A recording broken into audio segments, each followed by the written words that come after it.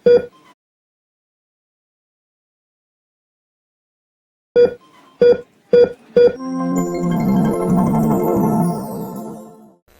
Hello guys, Ram Ram ji, कैसे हैं आप लोग? आई विश सब लोग बढ़िया होंगे। चलिए आज एक बहुत इंपॉर्टेंट टॉपिक जिसको हम हाइपर सेंसिटिविटी रिएक्शंस कह रहे हैं, इसके बारे में समझते हैं, इसके बारे में जानते हैं।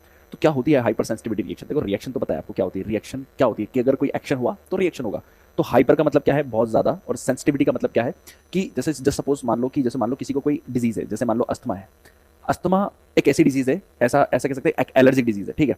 अब इसके अंदर क्या होता है कि मान लो कोई एक पार्टिकल आया बॉडी के अंदर, कोई एक बॉडी के अंदर पार्टिकल आया और बॉडी उसको वापस से एक्सपेल आउट करने की कोशिश करती है। ये हमारी नॉर्मल मैकेनिज्म है कि जब भी आपके अंदर कोई डस्ट पार्टिकल जाता है, चाहे आपके नेजल कैविटी के अंदर जाएगा तो छींक आएगी, और अगर ट्रीकिया के अंदर जाएगा तो कफिंग होगा और बॉडी उसको वापस एक्सपेल आउट करने की कोशिश करती है। That is a normal reaction. Now asthma के अंदर क्या हो गया? ये चीजें हाइपर एक्टिव हो गई। क्या हो गई? हाइपर एक्टिव हो गई। इसको ऐसे समझें कि हमारी बॉडी के पास आया तो एक पार्टिकल था, लेकिन बॉडी को लगा कि 100 200 400 पार्टिकल आ गए। अगर बॉडी 100 200 400 पार्टिकल आएंगे तो वैसा रिएक्ट करेगी। भाई आया तो एक ही था, लेकिन उसको लगा 100 200 400 पार्टिकल आए हैं, तो वो 400 पार्टिकल को निकालने के लिए जो एफर्ट लगाती है वो वैसा रिएक्ट करती है। जैसे वो एक्सेसिव कफिंग करेगी, एक्सेसिव म्यूकस प्रोडक्शन करेगी। तो that is a hyper sensitivity, यानी कि हाइपर सेंसिटिविटी से भी ज्यादा होना, that is a hyper sensitivity reaction. चलिए अब बात करते हैं हमारे पास हाइपर सेंसिटिविटी रिएक्शन कितने कितने टाइप की होती है। तो हम जो है वो नॉर्सेट पॉइंट ऑफ व्यू से पढ़ते हैं, तो हमारे पास टोटल 5 प्रकार की मिलती है। 4 पहले मिलती थी, अब एक नई और ऐड हो गई है ना। तो नई वो जो ऐड हुई है वो कोई और नहीं है, इनमें से कहीं ना कहीं से कोई निकाल के वो नई ऐड कर दी गई है ना। तो टाइप 4। अब इसको आप कैसे याद रखेंगे? आप इसको एक शब्द से निमोनिक करेंगे जिसको हम क्या कहते हैं? एसिड। क्या कहते हैं हम उसको? एसिड कहते हैं। एसिड में ए का मतलब क्या है? एसिड में ए का मतलब होता है एलर्जिक रिएक्शंस। क्या कहते हैं ए का मतलब? Allergic reactions. तो एलर्जिक रिएक्शंस। सी का मतलब cytotoxic reactions, immune complex mediate reactions and delayed type of hyper sensitivity. तो टोटल हम 4 प्रकार की यहाँ पढ़ते हैं, 5 प्रकार की सबसे एंड में मैं आपको बताऊंगा। तो ये हो गई हमारे पास एसिड।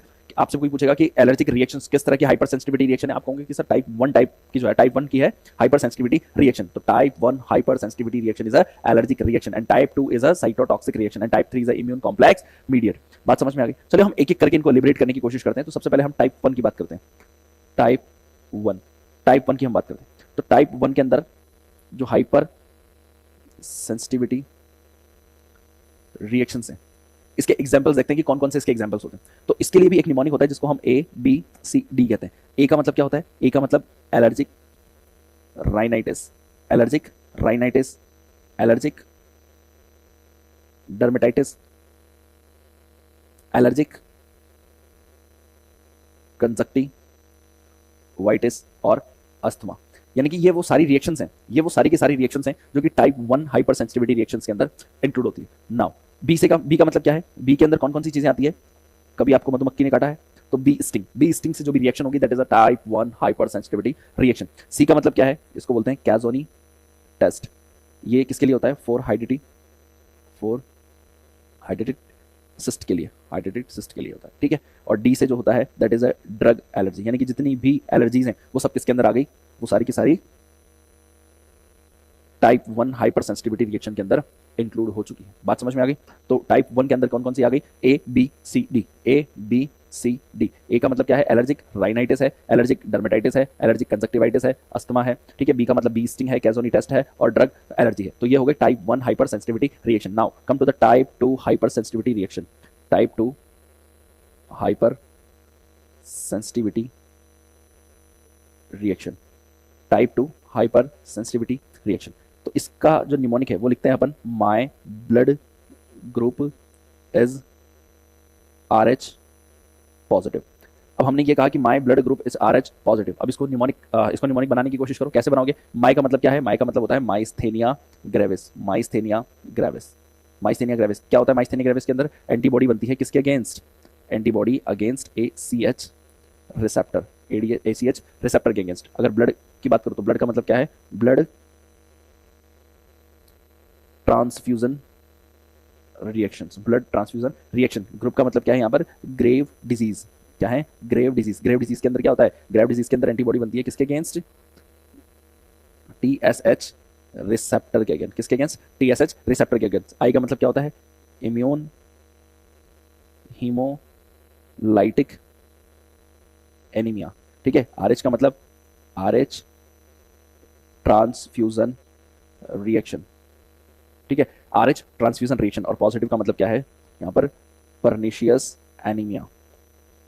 एनीमिया, पर्निशियस एनीमिया, ये किसकी वजह से होती है, vitamin B12 deficiency, vitamin B12 deficiency की वजह से। तो type 2 hypersensitivity reaction, type 2 hypersensitivity reaction, type 2 hypersensitivity reaction किससे हुई, क्या क्या क्या एग्जांपल है इसके, एक बार मेरे साथ सब लोग रिवाइज करेंगे। My blood group is RH positive, my blood group is RH positive, तो इसमें M का मतलब क्या है, माइस्थेनिया ग्रेविस है, B का मतलब ब्लड ट्रांसफ्यूजन रिएक्शंस है, ग्रेव डिजीज है, इम्यून हेमोलाइटिक एनीमिया है, एंड RH ट्रांसफ्यूजन रिएक्शंस है, एंड पर्निशियस एनीमिया है, राइट। विटामिन B12 डेफिशिएंसी की वजह से होता है पर्निशियस एनीमिया। ओके, चलिए, तो ये तो दो टाइप 1 टाइप 2 हमने पढ़ ली। चलिए टाइप 3 के बारे में बात करते हैं।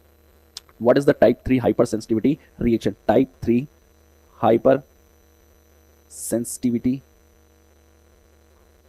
Type 3 hyper sensitivity reactions. चलो इसके एग्जांपल्स क्या याद रखते हैं, SHARP, शार्प से याद रखेंगे। S का मतलब क्या है यहाँ पर, SLE, और शिक टेस्ट से जो होने वाली एनर्जी है या फिर जो रिएक्शन है, that is a hyper sensitivity type 3, right. H का मतलब क्या है, हैनॉक।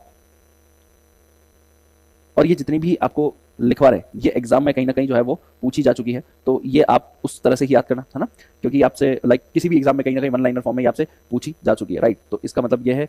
और आर्थरस रिएक्शन एंड राजी एसे एंड PSGN, टाइप 3 के अंदर जो जो आपसे पूछा जा सकता है एग्जाम में, दैट इज SLE पूछी जा सकती है, PSGN पूछा जा सकता है, और आर्थरस रिएक्शन पूछी जाती है, बाकी और जो है वो नहीं पूछी जाती। इसका मतलब क्या है, that is a small vessel vasculitis, small vessel vasculitis, right. Type 3 हो गई। तो टाइप 4 के बारे में भी बात कर ले एक बार। Type 4, type 4 hypersensitivity reaction, type 4 hypersensitivity reaction. Type 4 के अंदर अगर बात करें तो टाइप 4 के अंदर कौन कौन सी आती है, तो फर्स्ट वन इज ग्रेन्युलोमा। अब मैंने आपको बताया था कि ग्रेन्युलोमा किस किस के अंदर बनता है, ट्यूबरक्लोसिस के अंदर बनता है सर, और लेप्रोसी के अंदर बनता है sir. Second one, skin test की बात करें, स्किन टेस्ट, स्किन टेस्ट में टीबी के लिए कौन सा करते हैं, स्किन टेस्ट में टीबी के लिए मॉन्टेक्स टेस्ट करते हैं, है ना, मॉन्टेक्स टेस्ट करते हैं, और मॉन्टेक्स टेस्ट करते हैं। और इसके लिए लेप्रोसी के लिए कौन सा करते हैं, लेप्रोसी, लेप्रोसी के लिए लेप्रोमाइन, लेप्रोमिन टेस्ट करते हैं, ठीक है। तीसरा, तीसरा एग्जांपल क्या है इसका, कॉन्टैक्ट डर्मेटाइटिस। क्या है, कॉन्टैक्ट डर्मेटाइटिस। तो मोस्ट कॉमन इन वर्ल्ड किसकी वजह से है, और मोस्ट कॉमन इन इंडिया। इसके बारे में दो चीज़ें आपको ध्यान रखनी है। तो मोस्ट कॉमन इन वर्ल्ड की बात करें तो एक प्लांट होता है ना, प्लांट, उसका नाम क्या है, पॉइजन आईवी। पॉइजन आईवी की वजह से कॉन्टैक्ट डर्मेटाइटिस होता है। और इंडिया के अंदर बात करें तो इंडिया के अंदर मोस्ट कॉमन डिटर्जेंट की वजह से होगा, या फिर आर्टिफिशियल ज्वेलरी की वजह से होगा। किसकी वजह से होगा, आर्टिफिशियल ज्वेलरी की वजह से होगा, आर्टिफिशियल ज्वेलरी की वजह से होगा, ठीक है। तो ये दोनों चीज़ें आपको ध्यान रखनी है कि किस किस की वजह से हुआ, इंडिया के अंदर किसकी वजह से हुआ, डिटर्जेंट की वजह से हुआ, और आर्टिफिशियल ज्वेलरी की वजह से हुआ, जो कि फीमेल में मोस्ट कॉमनली देखने को मिलेगा। मोस्ट कॉमनली अगर वर्ल्ड की बात करें तो पॉइजन आईवी की वजह से होता है, राइट। तो आपसे ये हाइपर सेंसिटिविटी टाइप 4 जो है वो इंपॉर्टेंट है, क्योंकि आपसे ग्रेन्युलोमा पूछा जा सकता है कि ग्रेन्युलोमा किस तरह की हाइपर सेंसिटिविटी रिएक्शन है।